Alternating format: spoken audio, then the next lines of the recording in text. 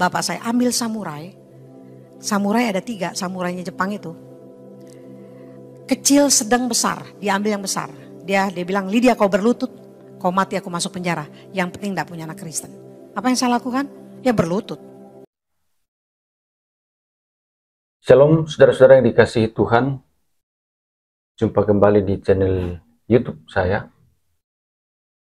Apa kabar Bapak Ibu? Saya terus berharap saudara tetap dalam keadaan sehat, berkati Tuhan, damai sejahtera sukacita di dalam Yesus Kristus. Dan pada kesempatan yang baik ini, kita akan secara bersama-sama menyaksikan bagaimana lika-liku perjalanan hidup seorang ibu ini sampai dia menjadi percaya kepada Kristus. Satu ayat yang menjadi pegangannya yang membuat dia menjadi percaya kepada Kristus adalah dalam Yohanes 14 ayat yang ke-6. Akulah jalan dan kebenaran dan hidup, tidak ada seorang pun yang datang kepada Bapa kalau tidak melalui aku. Akhirnya ia mengatakan bahwa ayat ini yang mana diucapkan oleh Yesus sendiri menunjukkan bahwa Yesus ini benar-benar adalah jalan kebenaran. Dia benar-benar adalah jalan ke surga. Tidak ada seorang pun di dunia ini, bahkan pemimpin agama manapun yang mengklaim sebagai jalan dan kebenaran dan hidup. Tidak ada, hanya Yesus saja. Inilah yang membuat seorang ibu ini benar-benar memiliki satu keyakinan bahwa dia sudah menemukan kebenaran sejati. Yang mana awalnya, saudara-saudara, ibu ini takut mati. Kenapa takut mati? Karena saat dia mati, dia mau kemana? Dia katakan, kalau saya mati nanti saya mau kemana? Sedangkan orang Kristen, kalau dia mati, katanya, dia kembali ke pangkuan Bapa di surga.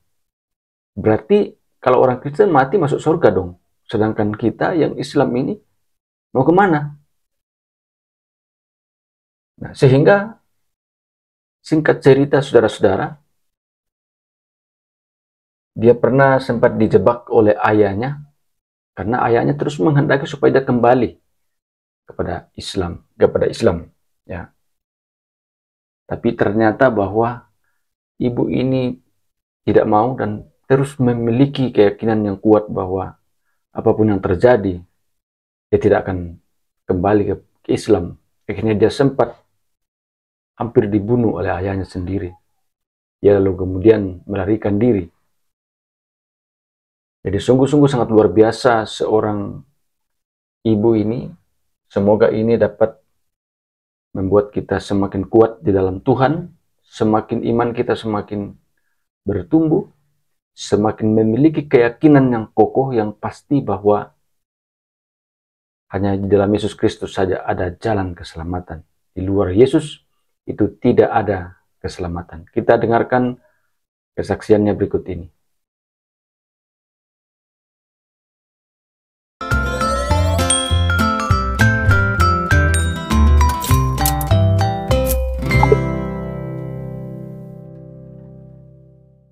Saya Lydia Nur Said, latar belakang saya adalah penyanyi. Kalau bicara tentang bagaimana Allah berkarya dalam hidup saya, itu menurut akal manusia saya mustahil. Tapi ini kenyataan saya alami. Ya, ibu saya Padang Pariaman, bapak saya Madura Bangkalan, masih ada data. Saya minta tolong multimedia bagian foto, bisa tolong liatin dulu fotonya. Ini saya 6 bersaudara. Ini 6 ya. 4 laki 2 perempuan. 2 perempuan di tengah, saya dan Imaniar. 6-6-nya satu perut. Itu bapak saya, Muhammad Said Bawazir, atau lebih dikenal dengan Said Kelana. Next, kita main film itu waktu kecil Bing Slamet Sibuk, si Mamat. Setelah dewasa menjadi The Big Kids. Kecilnya Trio The Kids. Waktu yang tadi itu kita nyanyi Gali dan Ratna, cukup terkenal lagunya. Dan akhirnya second songnya dinyanyikan sama Krisya, ciptaannya Mas Guru. Ya, The Big Kids. Saudara, saya main tenor, adik saya Imaniar main alto, saksofon, abang saya main trompet, Main drum, bass, gitar, keyboard, semua main. Jadi satu perut ini dididik bapak saya supaya seperti The Jackson 5 atau The Osmond Brothers. Itu obsesi bapak saya. Tidak boleh ada orang lain masuk ke grup ini. Ya, bapak saya bilang, saya bisa main drum, saya main bass, saya main tenor, ya, abang saya main trompet, ini main gitar. Semua harus bisa segala alat musik. Kalau satu sakit, gantiin. Ya, nah ini yang terjadi. Next, Lydia Imaniar, yang tadi saya nyanyikan lagunya. Terlalu banyak peristiwa yang telah kualami. Cukup meledak, nggak pakai bom, meledak. Terkenal lagu ini. Ya, kasetnya di mana sampai sekarang juga orang masih pada punya. Ya, next, Lydia Imaniar, Perhara Cinta, cover albumnya ini. Jangan lihat body saya sekarang, dulu seperti botol Coca-Cola. Sekarang Gucci Cina sedikit. Ya, saudara. Nah, saudara, sampai di sini dulu fotonya. Ya, saudara. Saudaraku terkasih, saya mau saksikan bagaimana didikan orang tua. Kita nggak sekolah di luar, kita homeschooling dari kecil sampai lulus SMP, saudara. Dan kita show kemana-mana, saudaraku terkasih. Dan setelah itu waktu SMA baru abang saya saja yang masuk ke sekolah umum. Kita yang perempuan nggak. Jadi kita perempuan dua ini seperti dipingit, saudara. Ya. Seperti dipingit. Saya sama Imaniar nggak pernah pacaran, nggak pernah punya pacar. Ya, saya ketemu Yongki suami saya yang sekarang juga menjadi hamba Tuhan, seorang gitaris. Dulu grup band dia adalah Spirit Band. Terus grup band dia adalah Yopi Hitam Combo. Grup band dia bersama banyak grup band dia digabung dengan beberapa musisi. Saya ketemu pacaran, saudara, dengan Backstreet. Dan akhirnya menikah. Saya sudah menikah 35 tahun. Dengan 3 anak putri dan 5 cucu. Nah saudara, saya nggak pernah mimpi jadi Kristen. Orang pikir gini, oh Lydia jadi Kristen ya karena suaminya Kristen. Karena kawin. Ya. Jadi saudara, bapak saya tentara. Latar belakang. Ya, latar belakangnya tentara dan musisi. Jadi waktu dia didik kita di asrama di Kodam 5 Jaya, ini Jalan Suryo Pranoto. Ya, Duta Merlin di belakangnya itu asrama kita. Dari kecil saya dibesarkan di situ menjadi anak tentara. Bangun pagi jam 5 olahraga, habis itu sekolah. Di dalam situ ada sekolahan, saudara. Jadi sekolahnya di depan aja, saudara. Zaman SD. Dia adalah ya. tentara. Habis itu saudara pulang, guru udah siap, guru bahasa Arab, saudara. Kita rutin urusan rohani dari jam 5 pagi sampai tengah malam, saudara. Wajib sehari 5 kali melakukan ibadah. Bapak saya begitu keras. Didikan musik dan main trompet, musik segala, itu didikan 100% ayah saya. Tapi saudaraku terkasih, akhirnya kami menjadi artis di era ini. Dan waktu kita terkenal, saudaraku terkasih, saya waktu itu umur 10 tahun sudah pernah bertanya dalam hati saya. Walaupun saya melakukan ibadah dengan setia, pertanyaan saya waktu umur 10 tahun udah takut mati. Kalau mati kemana? Ini pertanyaan saya. Anak umur 10 tahun bertanya. Maka bapak saya bilang, kumpulkan amal ibadah. Kalau mati insya Allah masuk surga. Amal ibadah kumpulkan, lakukan hal baik. Saudara, amal ibadah itu rajin sembahyang. Maka akhirnya saudara, di saat saya mulai dewasa, saya bertanya lagi di usia 15 tahun waktu sembahyang. Kalau saya mati kemana? Saya paling takut lihat orang mati. Kalau ada orang yang meninggal, saya nggak mau ikut melayat, ya, karena buat saya menyeramkan. Apalagi kalau saya lagi baca koran, saya baca tuh iklan duka cita yang saya takut. Kalau saya baca iklan duka cita, kok saya lihatnya bacanya itu saudara, innalillahi, di bawahnya tertulis nama kita, di bawahnya masih ada pertanyaan. Semoga arwahnya diterima di sisi Allah Subhanahu wa Ta'ala sesuai amal ibadah. Tapi yang Kristen nggak membuat saya takut. Tidak jelas rada damai. Kenapa? Telah dipanggil ke rumah, Bapa di sorga. Dipanggilnya ke sorga. Itu masuk sorga. Nggak pakai di bawah kata-kata semoga arwahnya. Masih semoga. Kalau ini yang manggil siapa? Bapaknya di sorga. Ya. Bahkan saya baca ada kata-kata lain. Telah dipanggil ke pangkuan Bapa di sorga. Belum masuk sorga di pangku-pangku. Dalam hati saya enaknya orang Kristen. Orang Kristen enak banget dimanja gitu. Siapa bapaknya itu? Pertanyaan buat saya, siapa bapaknya orang Kristen yang katanya di sorga itu? Maka saudaraku terkasih, caranya Tuhan. Saudara, saya nggak pernah pacaran.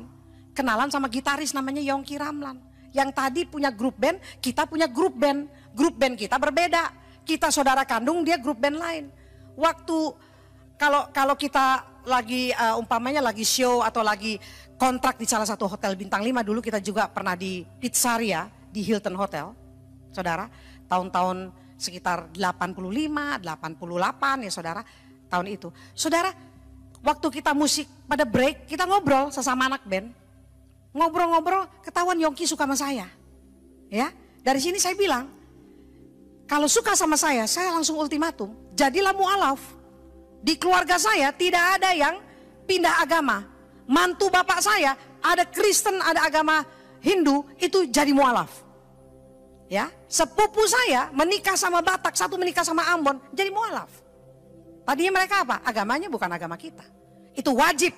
Saya bilang sama Yongki, kalau suka sama saya, jangan pacaran lama-lama dulu, masuk mualaf dulu, baru boleh pacaran sama saya. Karena kalau ketahuan bapak saya yang bahaya. Saudaraku terkasih, apa yang terjadi? Saudara, Yongki dengan penuh kasih menceritakan bahwa jalan keselamatan hanya lewat Yesus Kristus. Oh, saya tolak. Yesus Kristus itu Isa Al-Masih, nabi saya. Singkatnya saudara, Yongki menjelaskan siapa Allah itu yang datang menjadi manusia. Dia tunjukkan semua ayatnya kepada saya. Dia jelaskan kepada saya tetap tolak. Saudara, karena buat saya tidak mau menerima Isa Al-Masih dituhankan. Sulit loh, tidak mudah. Saudara, bayangin doktrin itu sudah di brainwash saya dari umur 5 tahun. Ya, ketemu Yongki umur 22. Berapa tahun saya di brainwash bahwa Isa bukan Tuhan. Isa adalah nabi, manusia biasa yang bisa lapar, bisa ngantuk, bahkan mati, tidak bisa bela dirinya di atas kayu salib. Saudaraku terkasih, singkatnya saudara, yang terjadi, pertanyaan saya itu berbalik kepada saya. Yang saya tanya, kalau saya mati kemana? Menjadi pertanyaan. Apakah ada yang jamin saya masuk sorga? Apakah betul kata Yongki di dalam Alkitabnya, Yesus Kristus jalan keselamatan? Saudara, saya nggak mau percaya Alkitab. Tapi waktu setelah diskus sama Yongki, saya pulang. Saya pinjam Alkitab tetangga. Ya, saya punya tetangga kebetulan dia Kristen. Motivasi saya bukan mencari kebenaran, bukan mencari keselamatan, tapi mencari kelemahan isi Alkitab. Kalau saya dapati kelemahan isi Alkitab, saya bisa serang iman Yongki. Kalau dia kalah, dia ikut agama saya. Saudaraku terkasih, saya bersyukur kepada Tuhan. Jalannya Tuhan itu tidak pernah apa yang kita pikirkan, itu jalan manusia berbeda dengan caranya Allah bekerja. Ya, saudara, waktu saya pinjam Alkitab, saudara, saya banding-bandingkan, saudara. Saya mulai lihat, saudara, yang Yongki jelaskan lewat Stabilo. Saya ingat-ingat ayatnya. Saya cari bahwa Isa Al-Masih lahirnya berbeda. Saya juga ada di kitab saya di suratan Maryam. Isa dilahirkan, saat ia meninggal, saat ia dibangkitkan. Jadi Isa Al-Masih di dalam kitab saya lahir, mati dan bangkit. Makanya orang Kristen bangga kalau nyanyi dengan sukacita. Dia lahir untuk kami, dia mati untuk kami, dia bangkit bagi kita semua. Itu kebanggaannya orang Kristen nyanyi lagu itu. Karena apa? Karena Allahnya bangkit. Amin saudara. Di kitab saya jelas di saat Isa dilahirkan, di saat ia meninggal, di saat ia dibangkitkan. Saya bersyukur melalui banyak hal, 3 tahun lebih saya mencari kebenaran ini sendiri. Saya gak mau Yongki tahu. Nanti kalau saya jadi Kristen dikira karena dia. Waktu saya punya kitab, saya banding-bandingkan saudara. Di rumah saya, di rumah orang tua saya, didapati sama orang tua saya punya Alkitab. Alkitabnya orang Kristen. Karena saya simpan di lemari. Ketahuan dibongkar. Dan saya diusir, tidak diakui anak. Bapak saya bilang, malam ini juga kau bukan anakku lagi. Karena kau sudah berani punya kitabnya orang Kristen. Saya bilang, saya punya Alkitabnya orang Kristen, mencari kelemahan Injil.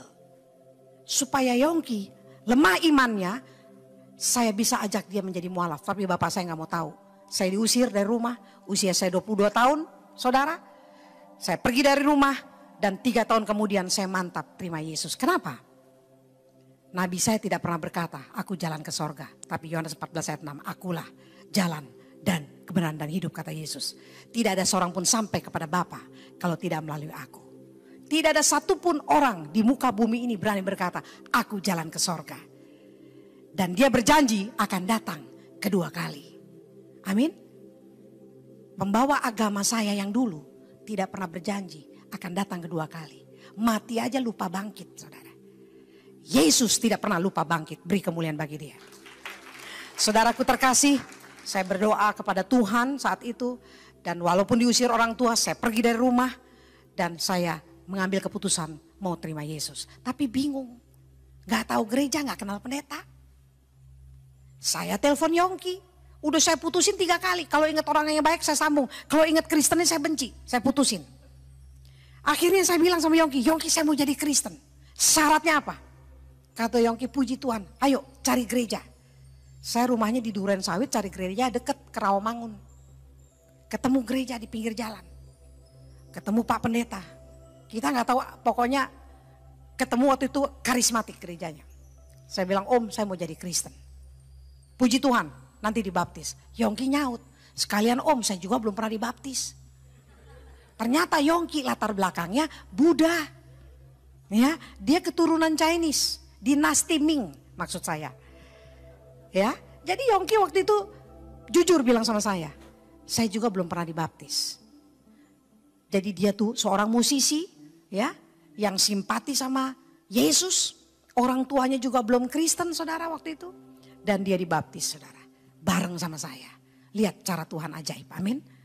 Tapi luar biasanya, belum dibaptis berani nginjilin saya. Lah itu ajaib juga, saudara. Ya, kenapa? Saya tanya sama dia, kenapa kamu simpati sama Yesus? Dia bilang, saya dari kecil, dari TK saya sekolahnya di Kristen. Dulu namanya TK Kristen ya, SMPK, sekarang namanya Penabur. Ya, Yongki bilang, saya dari kecil sekolah Kristen dibawa sama guru ke sekolah minggu. Di tempat sekolah minggu itulah dia diajarkan siapa yang sudah disalib buat kita, siapa yang mati bagi kita, siapa Tuhan kita namanya. Di situ terekord sama dia. Makanya kalau kita punya anak, jangan pernah lupa aja ke sekolah minggu. Sekolah minggu itu penting sekali, basic, dasar daripada iman. Supaya anak-anak itu bisa mendengar siapa Yesus. Ya saudara, buktinya Yongki, saudara. Dia gak kenal Yesus dari bukan latar belakang Kristen. Akhirnya saya berdua sama-sama dibaptis. Dan yang terjadi, saudaraku terkasih, saya bilang sama Yongki, Yongki, ngomong-ngomong udah dibaptis nih, saya sama kamu udah seiman. Umur kamu berapa? Dia bilang 28. Saya 25, yuk kita kawin. Yang ngajak kawin juga saya. Kami menikah tanpa pesta. Yang penting pemberkatan. Lebih penting lagi ada tukang foto. Karena gak ada pesta, saudara, ya. Yang penting pakai baju pengantin.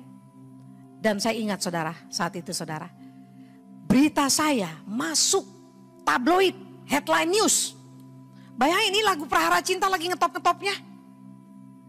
Saya kawin, diam-diam gak ada yang tahu. Masuk juga sama wartawan. Yang jadi wartawan penyanyi lama, Grace Simon. Dia masukin berita saya, foto saya. Boleh tolong fotonya? Fotonya saya waktu menikah. Nah ini coba nih. Ya, tahun 88, saudara. Gak pakai pesta yang ini, yang penting fotonya. Saudara, bukti buat anak cucu kalau kita kawin gitu, saudara, ya. Dan saudaraku terkasih, berita masuk, foto ini masuk. Lydia Nur Said menikah pemberkatan di gereja. Yang baca siapa? Bapak saya. Udah diusir 3 tahun. Tiba-tiba masuk koran, kawin, jadi Kristen di gereja. Dia kan gak tahu bagaimana kesaksian saya jadi Kristen. Bapak saya. Yang dia tahu saya kawin karena jadi Kristen karena kawin. Wah, saudara dicari. Waktu itu, saudara, ya. Saya dicari dan saat itu ibu saya bilang bapak saya stroke. Ada di mobil.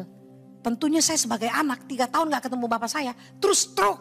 Ibu saya bilang, karena kamu dia jadi stroke. Kau bunuh bapakmu. Saya langsung ke mobil. Saudara, saya peluk bapak saya.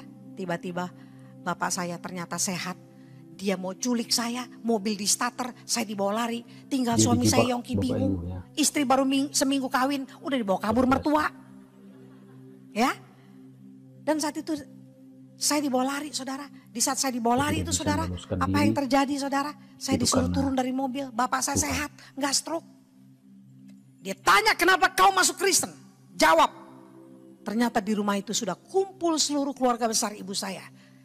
Mendarat dari Padang, yang dari Medan, semua kumpul. Karena bapak saya anak tunggal, nggak punya keluarga. Ibu saya keluarga besar. Yang mereka pertanyakan sama.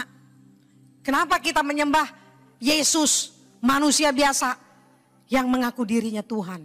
Saudara, segitu banyak orang mempertanyakan kepada saya, saudara. Saya nggak mau debat, saya diem. Ya, prinsip saya tidak menyangkal Yesus. Mereka udah capek nungguin saya kembali mengatakan 2 kalimat syahadat untuk kembali ke iman semula. Mereka tunggu-tunggu, tapi saya tidak lakukan sampai mereka pada pulang. Satu malam saya diancam, dikurung, dan besoknya bapak saya marah karena saya tidak ada reaksi apa-apa. Bapak saya ambil samurai. Samurai ada 3, samurainya Jepang itu. Kecil, sedang, besar. Dia ambil yang besar. Dia bilang, Lydia kau berlutut, kau mati aku masuk penjara. Yang penting tidak punya anak Kristen. Apa yang saya lakukan? Ya berlutut. Dan saya berdoa. Bapak saya bilang, hitungan ketiga kau mati. Kalau tidak mau sangkal Yesus. Saya berlutut, saya berdoa. Tuhan Yesus, kalau mati rumah saya di sorga. Bapak saya udah hitung. 2, Tuhan Yesus kalau masih hidup pertemukan sama Yongki.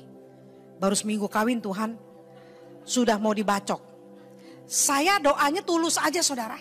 Ya, saya cuma minta yang sudah dipersatukan Allah tidak dapat diceraikan oleh apapun. Saat itu, saudara, waktu saya berdoa itu, saudara, hitungan ketiga, 3, saya dengar gubrak. Bapak saya jatuh, ditomplok paman, dipegangin tangannya supaya dia nggak bacok saya. Dan paman saya teriak, Lydia lari. Wih, saya lari, udah bingung mau lari kemana. Kenapa? Semua garasi mobil digembok pakai besi gede, saudara. Nggak bisa keluar saya. Saya lari ke lantai kamar saya, lantai 2. Terjun dari jendela. Dan saya melarikan diri. Jadi buronan 3 tahun. Kita bukan penjahat. Saya nggak pernah melakukan kejahatan di mata orang tua saya. Hanya karena mau terima Yesus. Saya jadi buronan dengan Yongki, saya lari ke Bandung dan Tasikmalaya. Saudaraku terkasih, Lydia Imaniar sejak saat itu, albumnya stop, duetnya stop, show-nya stop, The Big Hit stop. Karena itu kan saudara kandung saya jadi Kristen yang pertama, satu-satunya. Ya, mereka gak ada yang berani mau bapak saya. Saya lari ke Bandung dan Tasikmalaya, jadi buronan. Gak ada satupun yang ngasih saya job, gak ada yang berani. Karena zaman itu, setiapnya ngasih show kita, dia beli tiket, harus ada promosi spanduk dan baliho. Di situ kalau ada nama saya, bapak saya cari dengan pedang dia. Apa yang saya lakukan, saudara? Saya udah mulai nggak pegang duit, nggak pegang apa-apa. Karena saya punya mobil, saya punya rumah, saya punya tabungan berupa buku. Dulu nggak ada ATM, semua ketinggalan.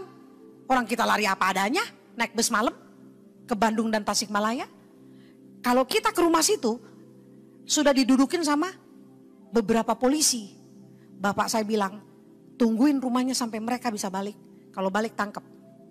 Dapat laporan dari kepolisian, katanya saya anak di bawah umur, dibawa lari Yongki. Enciknya Yongki langsung minta KTP saya. Saya kirim KTP saya. Waktu dilihat KTP saya ke polisi, polisi bilang, ini sih udah umur 25, ini mah udah tua. Bukan di bawah umur. Jadi polisi langsung pada berhenti, saudara. Gak mau ikutin anjuran bapak saya, suruh dudukin rumah saya. Dan saudara, selama saya jadi buronan, apa yang saya lakukan? Ini rupanya rencana Tuhan. Saya gak bisa nyanyi, saya gak bisa cari job, saudara, karena diteror dan diancam. Bukan hanya bapak saya, tapi keluarga besar ibu saya. Paman-paman, abang-abang saya juga. Apa yang saya lakukan? Ini waktunya Tuhan untuk saya berdiam diri. Berdoa dan mengampuni. Saya gak usah buka ayatnya. Roma 12 ayat 15 berkata, berkatilah siapa yang menganiaya kamu. Berkatilah, jangan mengutuk. Saudaraku terkasih, saya hanya berdoa, mengampuni, dan akhirnya apa yang terjadi, saudara? Saya datangi keluarga saya datengin orang tua, keluarga semua. Jangan hari biasa. Saya sendiri datang. Datengin apa? Lebaran. Lebaran gak boleh bacok anak.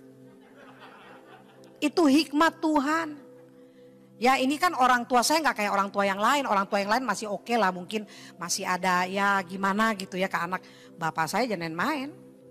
Dia begitu bencinya dengan nama Yesus. Karena firman Tuhan katakan, dunia juga membenci Yesus. Amin saudara. Saudaraku terkasih, saya saat itu datang lebaran. Gak boleh masuk rumah karena bapak saya bilang haram. Kamu masuk rumah orang kafir. Orang kafir masuk rumah saya haram. Pergi, gak apa-apa pergi. Kue udah diterima masuk tong sampah, gak apa-apa. Tahun depan tunggu dulu. Tunggu sampai lebaran datang lagi. Dia cari saya gak ketemu. Karena saya di Tasikmalaya sama Bandung. Saya datang lagi lebaran, bawa kue lagi. Terus datengin. Dan saudara, kuasa doa itu luar biasa. Yakobus katakan doa orang benar. Bila dengan yakin didoakan sangat besar kuasanya. Bapak saya doakan terus.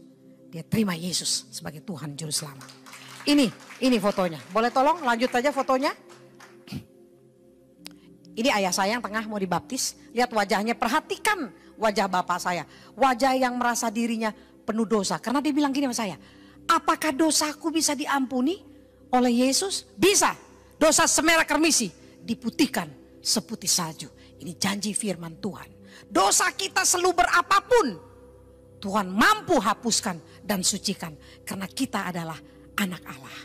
Kita sudah diangkat menjadi anaknya. Ini bapak saya. Dia bilang aku sudah tembak berapa orang. Dia tentara. Dia pejuang. Dia bela bangsa. Saudara waktu itu. Next fotonya. Ini ayah saya dibaptis. Ya. Next fotonya. Sukacita, beda ya mukanya tadi sama ini ya. Yang ini sukacita. Nggak dipaksa ketawa, dia ketawa sendiri. Luar biasa.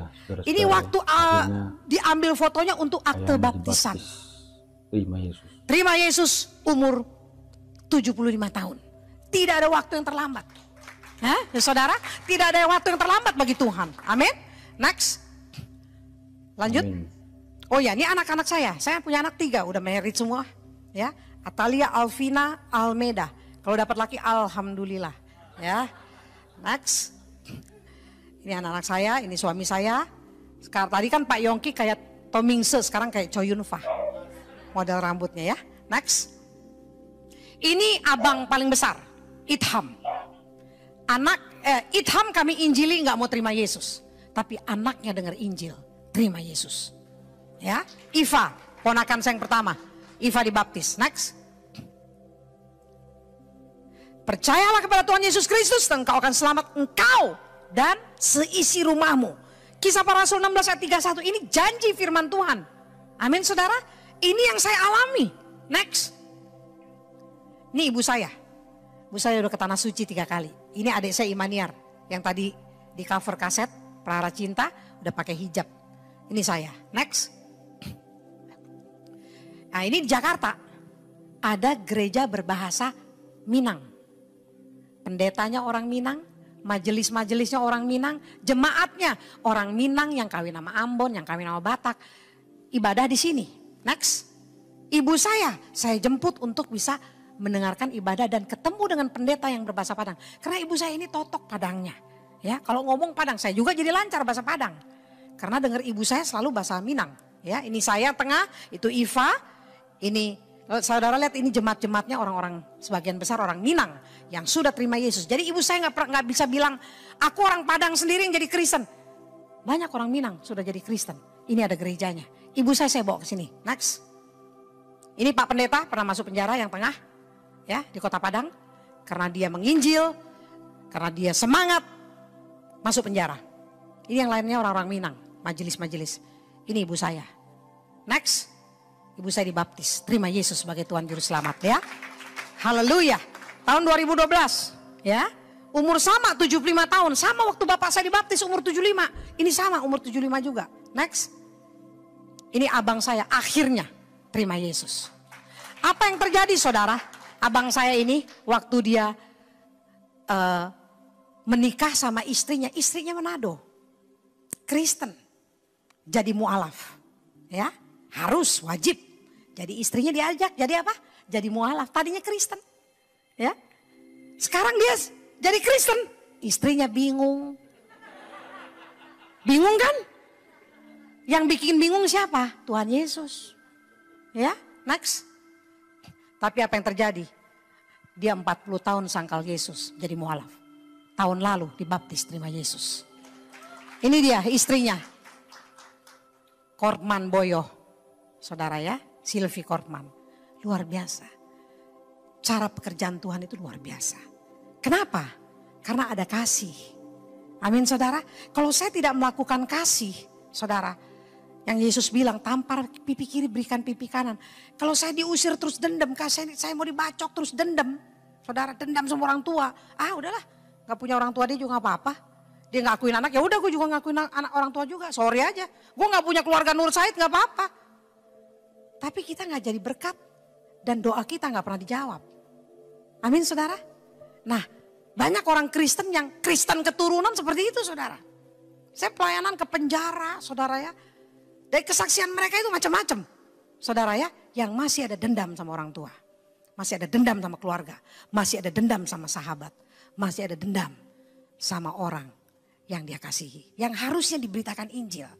Saudaraku terkasih, next, saya cepat-cepat aja. Tetapi rencana Tuhan tetap selamanya, rancangan hatinya turun-temurun. Next. Ini pelayanan saya. Orang, ada teman saya artis penyanyi bilang gini, Lid, lu tuh getol amat sih penginjilan. Lah saya ini besok ini nih, Desember, 27 sampai 16 Januari.